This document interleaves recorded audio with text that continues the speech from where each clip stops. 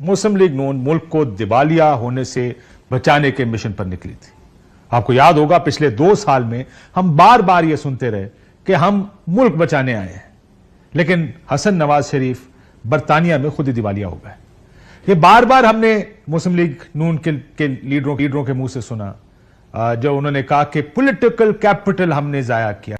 BBC की story के मुताबिक ये उस वक्त दिवालिया करार दिया जाता है जब आप कर्ज अदा करने के मुतहम्मिल नहीं हो सकते, यानी वो आप जो कर्ज उन्होंने लिए हुए हैं वो वापस नहीं कर सकते।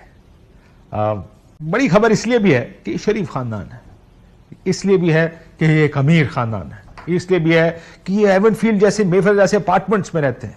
और ये इसलिए इतनी बड़ी खबर है कि वो अपार्टमेंट बहुत महंगे हैं, कम से कम हमारे लिहाज से, पाकिस्तानियों के लिहाज से तो बहुत महंगे हैं। उसके बावजूद ये खबर जब सुनते हैं तो थोड़ी सी टेंशन भी हो जाती है, क्योंकि मियां साहब भी अभी इन्हीं अपार्टमेंट्स में थे। अभी आपने